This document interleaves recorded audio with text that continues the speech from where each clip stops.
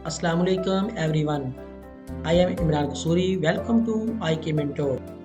Dear students, कैसे हैं आप सब? उम्मीद है आप सब ठीक होंगे। आज हमारा टॉपिक है how to create a new database in SQL server.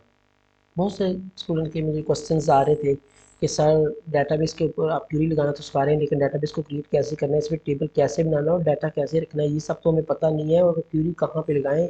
तो चलें जी, आपकी फरमाइश पे हम लोग सबसे पहले ये सीख लेते हैं कि डेटाबेस को क्रिएट कैसे करना है। इसमें कोई मुश्किल काम ही नहीं है, सिंपल सिंपल सा आसान सा मेथड है। हम स्टार्ट कर लेते हैं। सबसे पहले आपने अपने माइक्रोसॉफ्ट एसक्यूएल सर्वर को ओपन करना है। डबल क्लिक किया। इसमें मैं दो चीज़ें आपको बता दूं कि जैसे ही हम अपने एसक्यूएल सर्वर मैनेजमेंट स्टूडियो को ओपन करते हैं तो हमारे पास ये जो सर्वर नेम होता है, बेटा ये आपके पीसी का नेम होता है। इसमें घबराने वाली या टेंशन लेने वाली कोई बात नहीं है। ये आपके सर्वर का नेम है, जो आपने अपने पीसी का नेम रखा हुआ है वही सर्वर का नेम के तौर पे शो होगा। और दूसरा, ये नीचे ऑथेंटिकेशन जो है, ये आपने हमेशा विंडो ऑथेंटिकेशन को ही सिलेक्ट करना है, क्योंकि अगर हम टेस्टिंग मोड पे होते हैं, ऑनलाइन काम करें, तो वो एक अलग इशू है। इसको आपने ध्यान रखना है कि मेरा विंडो ऑथेंटिकेशन ही ओपन है। जी, किसको कनेक्ट कर लेते हैं। मैं डेटाबेस में गया, मेरे पास ये 3-4 डेटाबेसेस पड़ी हुई हैं। मैं चाहता हूँ कि मैं नई डेटाबेस जो है वो टेस्ट के नेम से क्रिएट करना चाहता हूँ। उसके लिए बेटा सिंपल दो तरीके हैं हमारे पास। एक तो डायरेक्ट है, जो मैं डेटाबेस पे क्लिक किया, नेक्स्ट न्यू डेटाबेस। मैं चाहता हूँ कि नई डेटाबेस मैंने बनानी है टेस्ट के नेम से, टेस्ट डीबी मैंने इसका नाम रखा, ओके कर दिया। टेस्ट डीबी के नेम से एक न्यू डेटाबेस मेरे पास क्रिएट हो गई है यहाँ पे। अगर ये तरीका तो है डायरेक्ट। अगर हम डेवलपमेंट का काम कर रहे हैं तो हमें क्यूरी के जरिए डेटाबेस क्रिएट करानी पड़ेगी, क्यूरी के जरिए ही डेटाबेस में न्यू टेबल ऐड करवाने पड़ेंगे, और क्यूरी के जरिए हम डेटाबेस को ड्रॉप करते हैं, क्यूरी के जरिए हम टेबल को ड्रॉप करते हैं। तो वो एक अलग मेथड है, वो भी मैं आपको बता देता हूँ। लेकिन ये डायरेक्ट मेथड था डेटाबेस को क्रिएट कराने का। ये मेरे पास डेटाबेस क्रिएट होगी टेस्ट के नेम से, जिसमें मेरे पास टेबल में अभी तक कुछ भी टेबल नहीं है, टेबल भी क्रिएट करेंगे।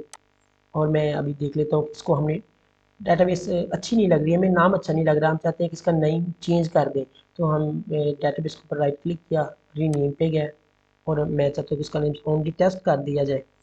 एंटर दबाया और इसका नेम जो है ओनली टेस्ट हो गया है।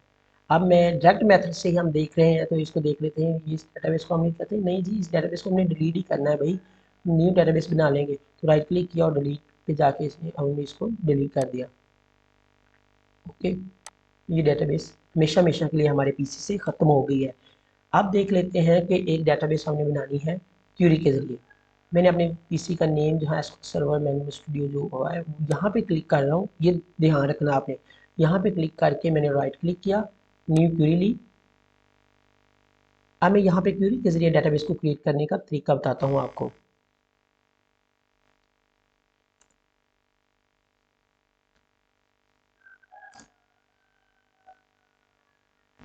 क्रिएट डेटाबेस टेस्ट, क्यूरी को एग्जीक्यूट किया, कमांड कंप्लीट सक्सेसफुल का हमें मैसेज आ गया। ये याद रखें कि कोई भी क्यूरी अगर हमारी सक्सेसफुल से एक कंप्लीट हो जाएगी, कमांड कंप्लीटेड सक्सेसफुली का हमें मैसेज होगा वो नीचे शो होगा, वरना एरर शो हो जाएगा। तो इधर अभी तक हमारे पास डेटाबेस में डाटा नहीं आया, क्योंकि हमने डायरेक्ट जब किया था तो फ़ौरन आ गई थी। हमें इसको रिफ्रेश करना पड़ेगा, और रिफ्रेश के भी 2-3 मेथड हैं, देख लेते हैं। अभी हम डेटाबेस गेम में गया और आ गया।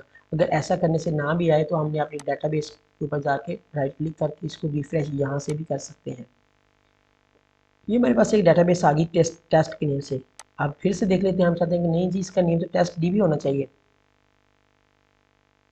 रीनेम किया, टेस्ट डीबी, टेस्ट डीबी। अच्छा, ये हमारे पास टेस्ट डीबी के नेम से न्यू डेटाबेस क्रिएट हो गई है। रिफ्रेश किया। अब मैं चाहता हूँ इसी डेटाबेस को मैंने ड्रॉप करना है। मैंने न्यू क्वेरी ली। न्यू क्वेरी के लेने के बाद मैं लिखता हूँ ड्रॉप डेटाबेस